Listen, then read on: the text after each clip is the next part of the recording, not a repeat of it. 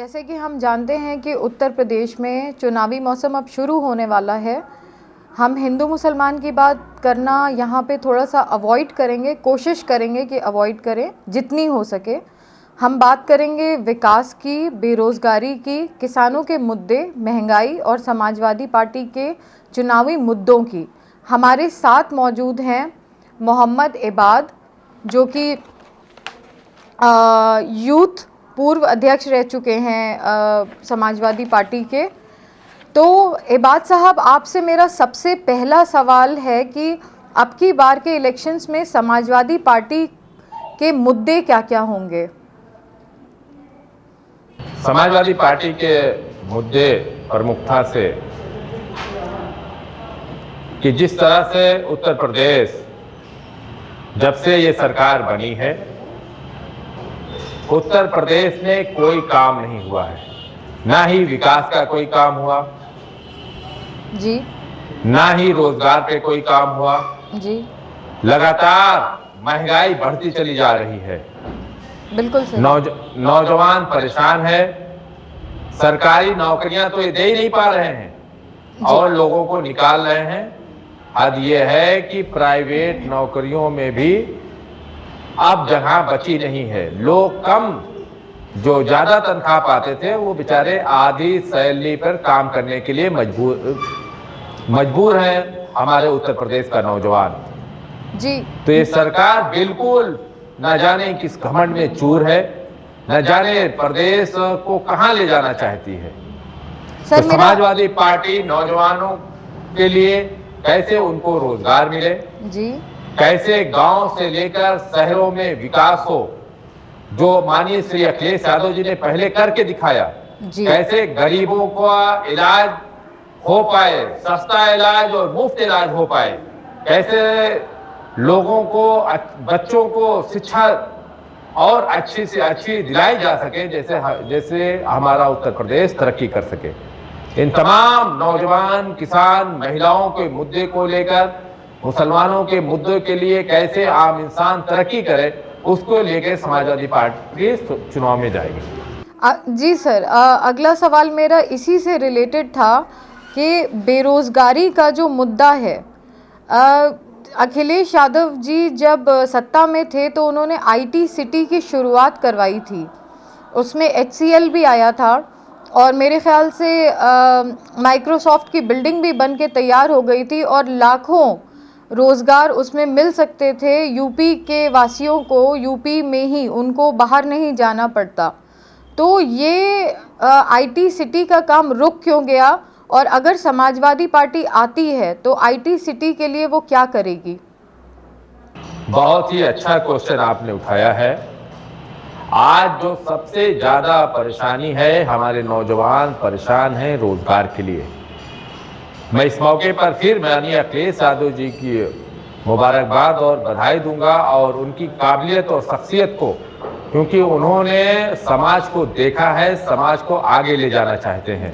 IT city बनने से न जाने कितनी कंपनियां और आती और उत्तर प्रदेश में नौजवानों को रोजगार मिलता, लेकिन इन लोगों ने वो काम बंद करा के इनको तो नाम बदलने में मजा आ रहा है। न जाने इनको क्या मजा आता है, क्यों उत्तर प्रदेश का धन, जो गरीब हमारे बच्चों जिनको शिक्षा की जरूरत हो, उनको कैसे शिक्षा दिलाई जा सके, नौजवान जो बेरोजगार है कैसे कंपनियां और उत्तर प्रदेश के अंदर आए और सरकारी नौकरियां के साथ साथ, क्योंकि प्राइवेट नौकरियों में भी लोगों को रोजगार मिल पाए। लेकिन ये तो पकौड़ा बेचने में ही मस्त है, सोचते हैं पकौड़ा बेच लिया रोजगार हो गए। तो ये तो कंप्यूटर जानते ही नहीं, ये क्या जाने IT सिटी। कई अधिकारियों ने अगर किसी ने पूछा भी होगा इनसे कि IT सिटी में काम होना है, तो इनके समझ में नहीं आया होगा ये होता क्या है। तो इन लोगों से उम्मीद नहीं की जा सकती। ये तो फिर लोगों को गुमराह करके और ऐसी बातें बोल करके कि कहीं न किसी को दिल दुखे, लोगों को ऐसी बात करके राजनीति करना चाहते हैं। लेकिन अखिलेश यादव जी की राजनीति रोजगार को लेकर, विकास को लेकर, शिक्षा को लेकर, स्वास्थ्य को लेकर है कि कैसे सबको रोजगार मिले, कैसे लोगों आगे तरक्की करे, उत्तर प्रदेश तरक्की करे, इसीलिए आईटी सिटी। और मैं आपको यकीन दिलाता हूं आईटी सिटी का तो विस्तार होगा ही, तमाम कंपनियां आएंगी जिससे नौजवानों को रोजगार मिलेगा। जी, जैसे कि हम देखते हैं कि लखनऊ से और उत्तर प्रदेश के अलग अलग जगहों से लोगों को गुड़गांव, कभी नोएडा, कभी मुंबई, कभी बेंगलोर, कभी हैदराबाद जाना पड़ता है रोज़गार के लिए। तो जब आईटी सिटी आया था तो मेरे भी काफ़ी सपने थे, मेरे जैसे लोगों के भी काफ़ी सारे सपने थे। तो आपने यकीन दिलाया है कि अगर समाजवादी पार्टी की सरकार आती है तो आईटी सिटी में इन्वेस्टमेंट होगा और ये आगे बढ़ाया जाएगा। जी सर, जी। मेरा अगला सवाल आपसे ये है कि आप जौनपुर, मिर्ज़ापुर, सोनभद्र से लेकर आगरा, मथुरा तक ज़मीनी तौर पे लोगों से जुड़ रहे हैं, तो सर आपको कैसा रिएक्शन वहाँ से मिल रहा है लोगों का? आपको क्या लग रहा है कि लहर किस तरफ जा रही है? मैम, यकीन कीजिए कि मैं पिछले 20 साल से ज़्यादा से राजनीति में हूँ और हमेशा माननीय अखिलेश यादव जी के साथ और समाजवादी पार्टी के लिए काम करने का मौका मिला और सत्ता में रहे, विपक्ष में भी रहे, लेकिन कभी भी किसी सरकार के खिलाफ इतना जनक्रोश नहीं था जी, जितना इस सरकार के खिलाफ है। और जितना जनक्रोश है उससे ज्यादा लोग चाहते हैं कि अखिलेश यादव जी पुनः उत्तर प्रदेश के मुख्यमंत्री मिले। सर क्या ये जो आप कह रहे हैं आक्रोश है, ये महंगाई की वजह से है और रोजगार की वजह से है, और क्या क्या मुद्दे हैं? अगर मैं शुरू करूं 60 साल के ऊपर से लोगों को लेकर, जो हमारे बुजुर्ग हैं जी, उनको कोई सुविधा उत्तर प्रदेश की सरकार नहीं दे पा रही है। समाजवादी पार्टी ने जो पेंशन योजना दी थी, 55 लाख महिलाओं को पेंशन मिल रही थी, वो बंद कर दिया। बुजुर्गों को जो सुविधाएं अस्पतालों में मिल जाती थी, जो दवाएं मुफ्त में मिल जाती थी, जांचें मुफ्त में हो जाती थी, वो सरकार ने बंद कर दिया। आप कोरोना काल में देख लीजिए कितने लोग बिना ऑक्सीजन के, बिना दवा के, बिना एडमिट ना हो पाने की वजह से कितने लोग हमारे बीच से चले गए। ये सरकार बिल्कुल उस पर कोई काम नहीं कर पाई। इसी तरह से हमारे यहाँ महिलाएं परेशान हैं, लगातार महिलाओं के साथ जातियां होती जा रही हैं। जी, अभी इनके नेता लोग, अभी ब्लॉक प्रमुख और जिला पंचायत सदस्य का चुनाव हुआ था, जिला पंचायत अध्यक्ष का भी चुनाव हुआ। लोगों ने देखा कि महिलाओं के साथ भारतीय जनता पार्टी के नेताओं ने बदसलूकी किया। जी, तो आम लोगों से क्या उम्मीद की जा सके? सड़कें पर महिलाएं सुरक्षित नहीं हैं। इनके जो पुलिस के अधिकारी हैं और पुलिस के लोग खुले आम पैसा ले रहे हैं, इस कदर पैसा ले रहे हैं कि जनता सड़कों पर निकलने में परेशानी अपने आप में महसूस कर रही है कि वो कम सड़कों पर निकले। बिल्कुल। इसी तरह से नौजवान जो माँ बाप के सपने पूरा करना चाहता है, जिसकी आंखों में एक सपना है कि वो कैसे अपने बूढ़े माँ बाप की लाठी का सहारा बने बुजुर्ग में, कि अपने घर का खर्चा उठा पाए, लेकिन ये इन्होंने पूरे उत्तर प्रदेश के नौजवानों को छोड़ दिया है बेरोजगारी की तरफ। जी, रोजगार लगातार कोई नौकरियां नहीं मिल पा रही है, कुछ नौकरियां होती भी हैं तो वहां पर कहीं आरक्षण जिन लोगों को मिलना है उन लोगों को आरक्षण नहीं मिल पा रहा है। लोग परेशान हैं, नौजवान से लेके महिलाएं, बच्चियां परेशान हैं सड़कों पर। अगर कोई अपनी बात रखना चाहता है तो उत्तर प्रदेश के सरकार द्वारा, अधिकारियों द्वारा लगातार उनको मारा पीटा जा रहा है, किसी को जेल भी भेजा जा रहा है।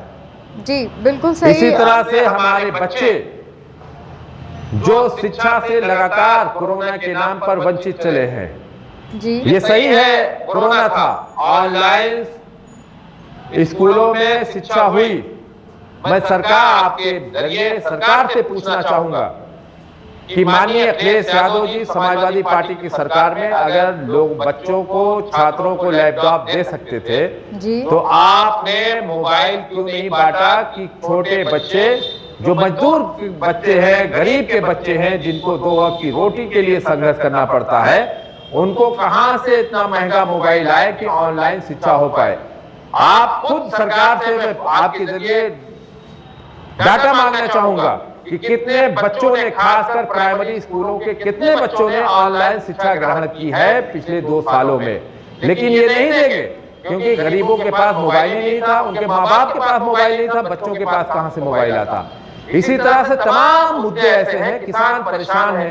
अब बताइए, जहां बारिश हो गई तो ठीक है, धान की फसल खेतों में है, बारिश हो गई तो लोगों ने खेत पर ऊपर वाले की मेहरबानी से सींच गए, नहीं हो पाई तो वो लोग, इतना महंगा डीजल हो गया है, इतनी महंगी सिंचाई हो गई है, गरीब किसान कहां से करे। सर, अब खाद का दाम बढ़ता चला जा रहा है जी। इन्होंने, गन्ना किसान परेशान है। अगर मैं कहूं, जी, छोटा पैदा होने के बाद बच्चा जिसको इंजेक्शन लगते हैं सरकारी अस्पतालों में, उनको इंजेक्शन नहीं मिल पा रहा है। जिन माओ बहनों को डिलीवरी होनी होती है, जो माननीय अखिलेश यादव जी ने 102 एम्बुलेंस दी थी, उसमें ये डीजल नहीं डलवा पा रहे हैं। हमने डेंगू की भी हालत देखी, वायरल की भी हालत देखी। सर, आपने किसानों का जिक्र किया इसमें, तो सर ये तो कृषि प्रधान देश कहते हैं हम इसको, लेकिन हर टीवी चैनल पे हम ये देख रहे हैं कि तालिबान और अफगानिस्तान को लेकर के महीने तक की डिबेट चलती रही, लेकिन 9 महीने से जो किसान आंदोलन पर बैठा हुआ है, जैसे कि अगर मैं थोड़ा सा आपको डेटा दूं तो गन्ने के दाम 325 रुपये प्रति क्विंटल हैं यूपी में। 2017 में पिछली बार 10 रुपये का इजाफा किया गया था। 119 शुगर मिले हैं और 45 लाख किसान इसको बोते हैं। तो सर, इसकी तरफ क्यों नहीं ध्यान दे रही है सरकार? और अगर समाजवादी पार्टी की सरकार आएगी तो इन गन्ना किसानों के लिए और बाकी किसानों के लिए भी क्या करेगी सर? समाजवादी पार्टी सरकार में आएगी तो सबसे पहले तो जो गन्ना किसानों का भुगतान नहीं हुआ है, वो भुगतान करा के गन्ना किसानों को और कैसे ज़्यादा पैसा मिल पाए, जिससे कम से कम उनकी उपज का अच्छा मूल्य मिल पाए, वो निर्धारित करके आम किसानों को दिया जाएगा। सर, लेकिन इन्होंने बातचीत क्यों बंद करी हुई है? बातचीत ये क्यों नहीं कर रहे हैं? 9 महीने से किसान बैठे हुए हैं, परेशान हैं, ये बातचीत क्यों नहीं कर रही है सरकार? सरकार के दोस्त बड़े उद्योगपति लोग हो गए हैं, सरकार उनकी गुलाम हो गई है। वो उद्योगपति जो चाहते हैं वही करते हैं। वही उद्योगपति लोग हैं जिन्होंने रेलवे स्टेशन का, प्लेटफॉर्म का रेट बढ़वा दिया। वही उद्योगपति लोग हैं जिन्होंने एयरपोर्ट को खरीद लिया है, जो रेलवे खरीदने, तमाम सरकारी संपत्ति खरीदने जा रहे हैं और बिकती चली जा रही है। उन्हीं के इशारे पर अभी आपने सुना होगा कि खेतों में जो हमारे सेब व्यापारी हैं, जो सेब का कारोबार करने वाले जो किसान हैं, उनको कितनी दिक्कतें हुई, कितना सस्ता सेब कर दिया, क्योंकि यही सरकार के एक बड़े दोस्त हैं, उन्होंने वो मार्केट में आ गए हैं सेब की। जी सर। और तमाम चीजें, क्योंकि मैं अभी एक विदेश गया था कुछ दिन पहले, तो मैंने वहां पर लोगों से बातचीत में पता चला कि यहाँ पर माल कभी इंडिया से, कभी दूसरे देशों से आता है। जी। मैंने कहा अगर कोई नया आदमी करना चाहे तो क्या कर सकता है कि नहीं? जी। तो उन्होंने कहा कर सकता है, लेकिन जो यहाँ उद्योगपति लोग हैं, बड़े लोग जो पहले से कारोबार कर रहे हैं, जिनके पास बड़े पैसे हैं, जब कोई नए आदमी का, नया व्यापारी अपना माल यहाँ पर लाता है तो उस माल का रेट ये मार्केट में डाउन कर देते हैं। इतना डाउन कर देते हैं कि लाने वाले का माल या तो खराब हो जाएगा या सस्ते देर पर बिक जाएगा, उससे इनका रेट, उनको नुकसान हो जाएगा, नए आदमी को, गरीब व्यापारी को।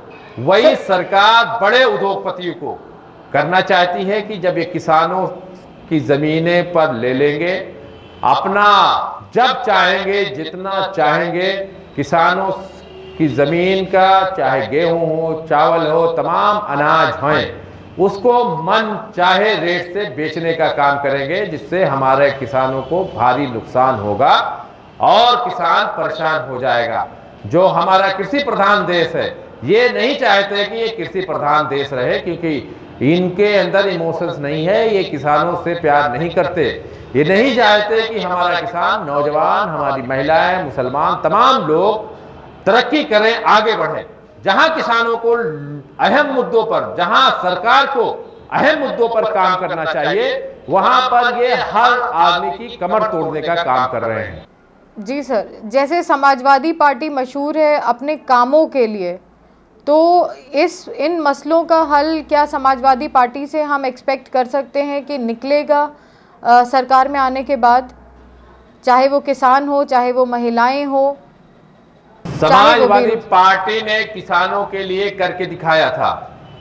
समाजवादी पार्टी ने नौजवानों को रोजगार देकर, और रोजगार कैसे और बढ़े उत्तर प्रदेश के अंदर, उसी के लिए अभी आपने याद दिलाया था, आईटी सिटी का निर्माण कार्य शुरू किया था। इसी तरह से तमाम चीजें आप जितने सरकार ने, माननीय अखिलेश यादव जी ने मेट्रो से लेकर एक्सप्रेसवे 24-25 महीने के अंदर जो एक्सप्रेसवे माननीय अखिलेश यादव जी ने बनवा दिया, वो ये सोच भी नहीं सकते।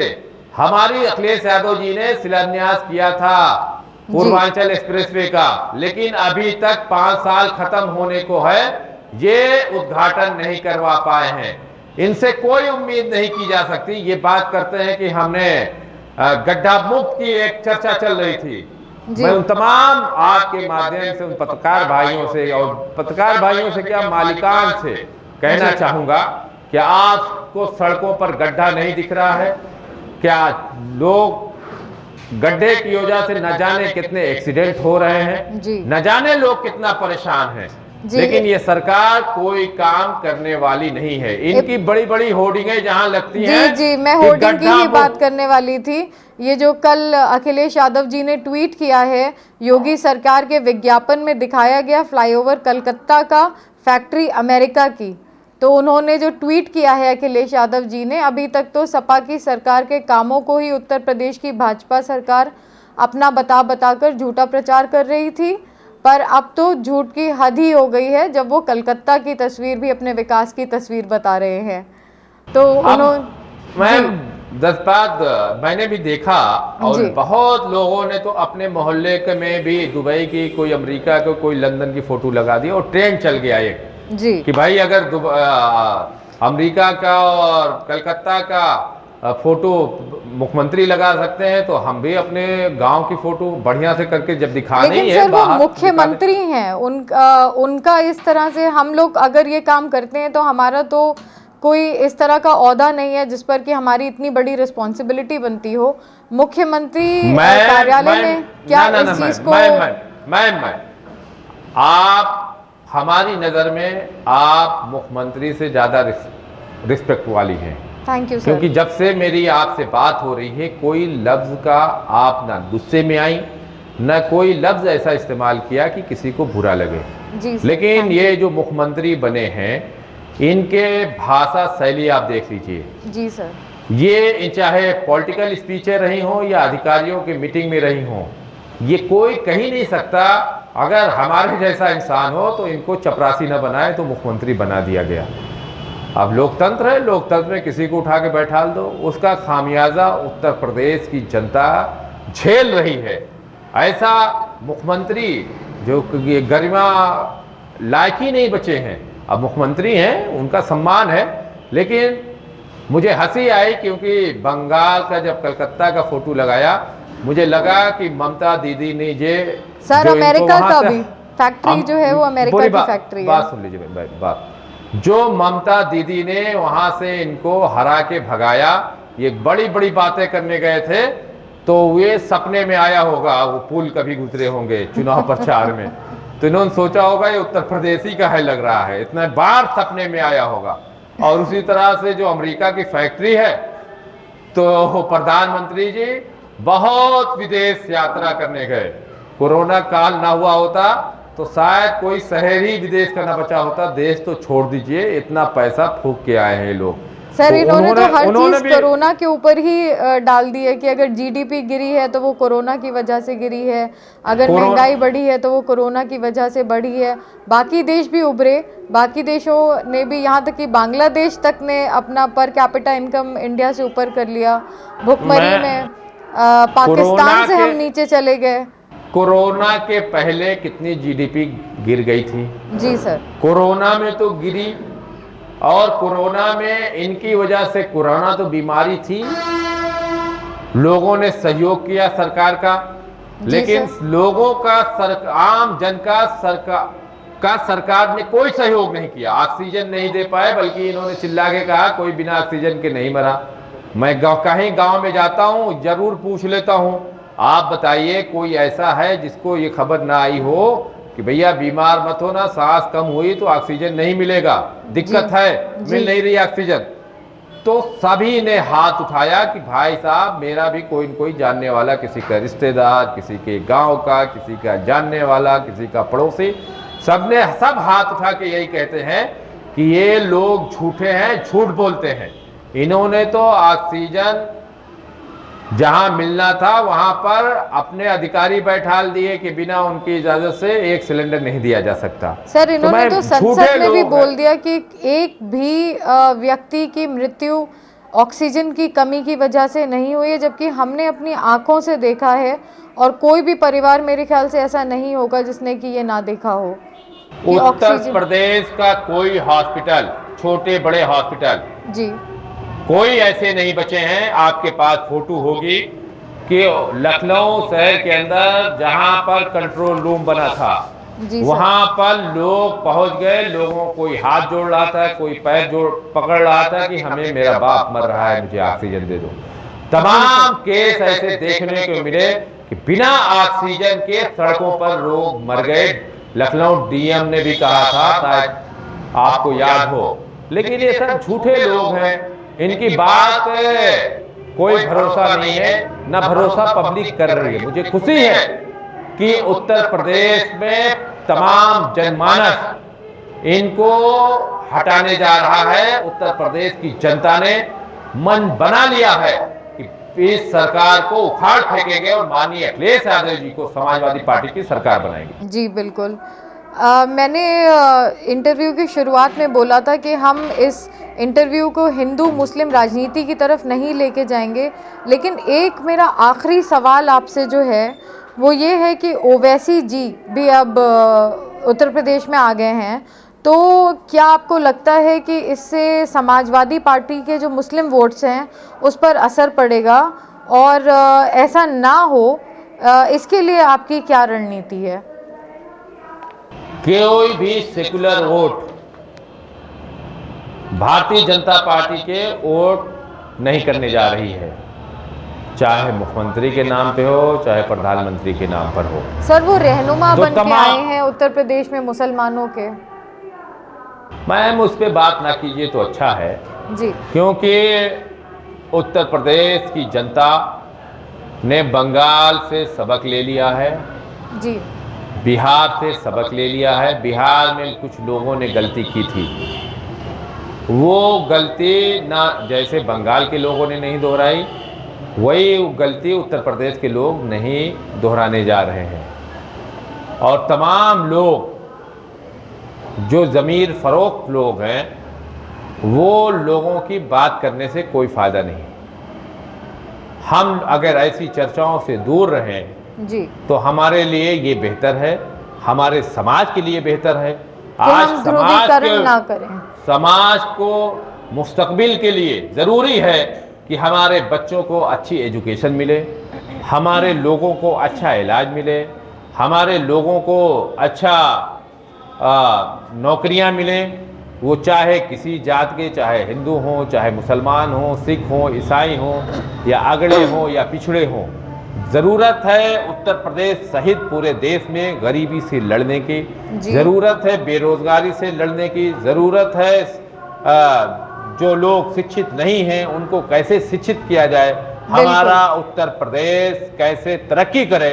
माननीय श्री अखिलेश यादव जी का यही मकसद है कि हम लोगों के चेहरे पे मुस्कान चाहते हैं, हम लोगों को अच्छी सुविधा देना चाहते हैं, हम अच्छा स्वास्थ्य की उनके ठीक रहे उसके लिए अच्छे अस्पताल, हमारे बच्चे पढ़े लिखें, अच्छे स्कूल, अच्छे इंस्टीट्यूट, और ऐसे टेक्निकल चीज़ें हमारे बच्चों को, हमारे नौजवानों को दी जाएं, जिससे हमारे लोगों को नौकरियां मिल पाएं, लोग तरक्की करें। जब लोग तरक्की करेंगे, जब हिंदू, मुसलमान, नगड़े, पिछड़े सब तरक्की करेंगे, तभी उत्तर प्रदेश तरक्की करेगा। जब जी। उत्तर प्रदेश तरक्की करेगा, तभी हमारा देश तरक्की करेगा। इसी मोहम्मद यकीन इकबाल के साहब, साथ जी। कि हम लोग उत्तर प्रदेश को और देश को तरक्की पर ले जाएंगे माननीय अखिलेश यादव जी के नेतृत्व में। जी, मोहम्मद इकबाल साहब, आपकी तरफ से ये जवाब बहुत ही अच्छा था और हम भी यही कामना करते हैं, हम भी यही ख्वाहिश करते हैं कि ऐसा ही उत्तर प्रदेश बने जैसा कि अभी आपने डिफ़ाइन किया। और हम लोग, ये बात भी सच है कि समाजवादी पार्टी का काम बोलता है। जी, काम बोलता है और काम बोलता रहेगा। मैं आपका बहुत धन्यवाद करना चाहूँगी, शुक्रिया करना चाहूँगी हमारे चैनल को इंटरव्यू देने के लिए, और आपके लिए बहुत सारी शुभकामनाएं और ऑल द बेस्ट आने वाले इलेक्शंस के लिए। बहुत शुक्रिया, धन्यवाद। Thank you very much sir. Welcome. जी, शुक्रिया।